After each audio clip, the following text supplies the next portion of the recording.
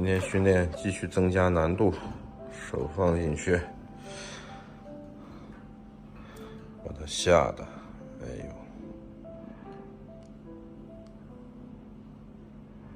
他现在就手一进去，他刚开始是比较紧张的，啊，然后弄一弄，他就能上去了啊。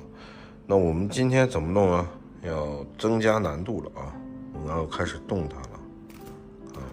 他吃一下，我要拿手去碰他一下。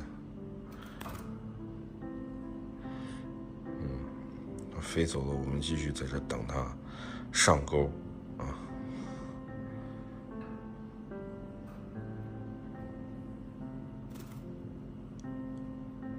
是，然后动他一下啊，再动他一下，就是我们一点一点的去给它做这个脱米训练啊。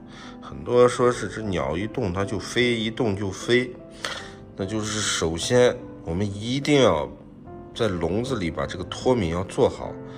笼子里面你怎么去动它，它都不飞了啊。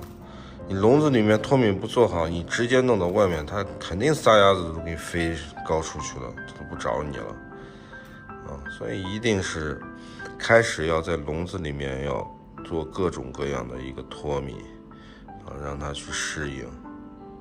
你看我现在手来回去动它，都是在训练它，让它适应我们去动它。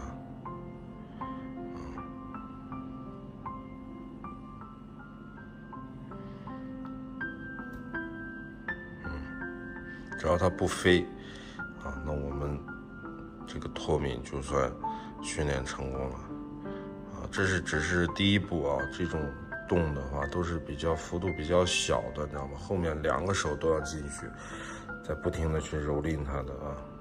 好，那这期就更新到这里。